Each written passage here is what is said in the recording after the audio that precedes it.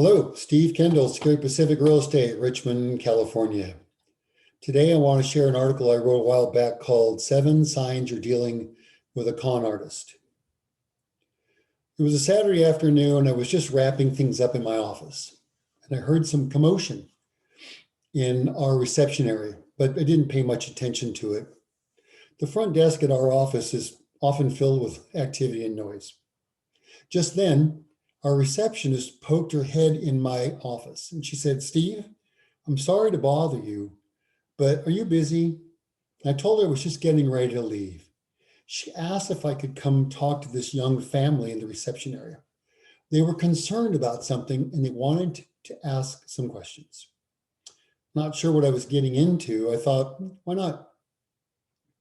I walked out. I met this young Hispanic couple with 2 small children standing near the front desk.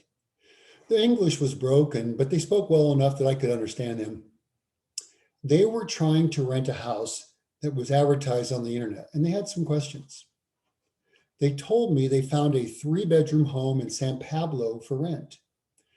They had made an appointment to go see it, and when they looked at the house, they really liked it, but they felt that the $2,100 per month rent was more than they were willing to pay. They decided to let that house go and continue looking for others. Now, when they got home, they found a new posting for a rental in San Pablo.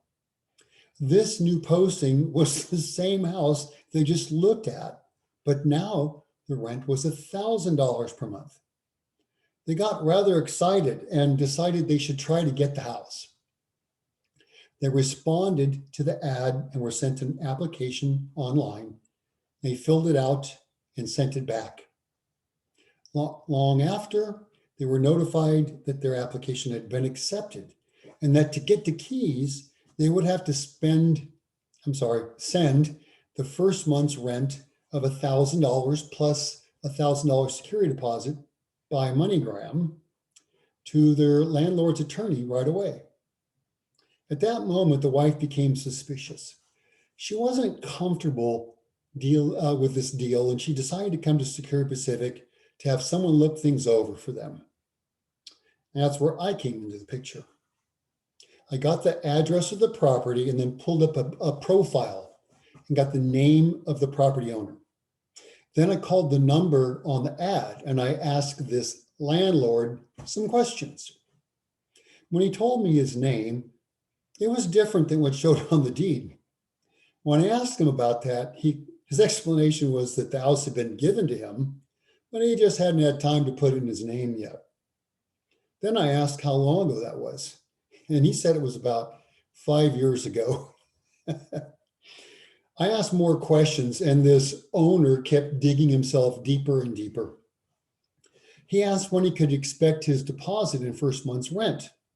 I told him he wouldn't be getting it because what he's doing is illegal, and I planned on reporting him to the authorities.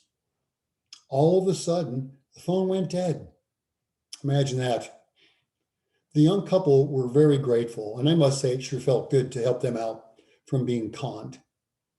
Had they sent that $2,000 in, they would have never seen it again. Do you know anybody who's looking for rentals online? Let them know that there are a number of red flags to be aware of that signify potential con artist.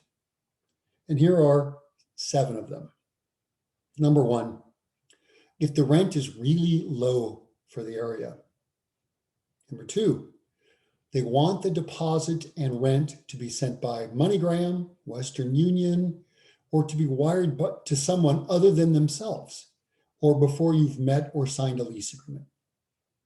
Number 3, a return email address that looks like it's been in a consonant filter. Kai di Rikziarakip is a name that was actually used in an email I once saw. Now, this is a sign that you're dealing with someone using auto-generated email accounts. This makes things harder to trace. Number 4, the old adage, if it sounds too good to be true, it probably is. I've seen ads that have stated, it's okay if you've bad credit or you've been evicted before. Now, Some landlords will look at the overall picture if your credit isn't the best, but a comment like that one is often a sign of a person trying to prey on people with substandard credit who are in need of a place to live. Number 5, they say they are out of the country, but they've got a plan to get you the keys.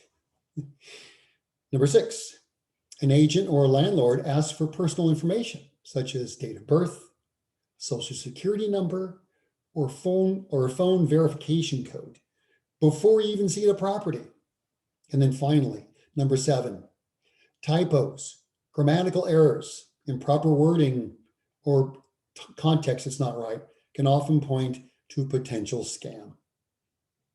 Now, obviously, this isn't a complete list, but it should give you some ideas on what to keep an eye open for. Now, one last thought I'd like to suggest is to consider buying a home rather than renting. Why, you may ask? Well, for one, interest rates on home loans are really low right now. In some cases, your mortgage payment could be less than what you'd be paying for rent. You can write off your mortgage interest to help pay less in income taxes. You wouldn't have to deal with the restrictions of what a landlord will or will not allow. You want to paint your house purple? You can do it if you owned it, providing that you don't live in a development that has HOA restrictions. You wouldn't have to worry about rent increases, 30-day notices to move, or evictions. Don't have enough money saved for a down payment? Today, there are loan programs that require very little down. If you have any questions about any of this, let me know. I'd be happy to answer any of those questions. Thank you for watching, and I'll see you next time.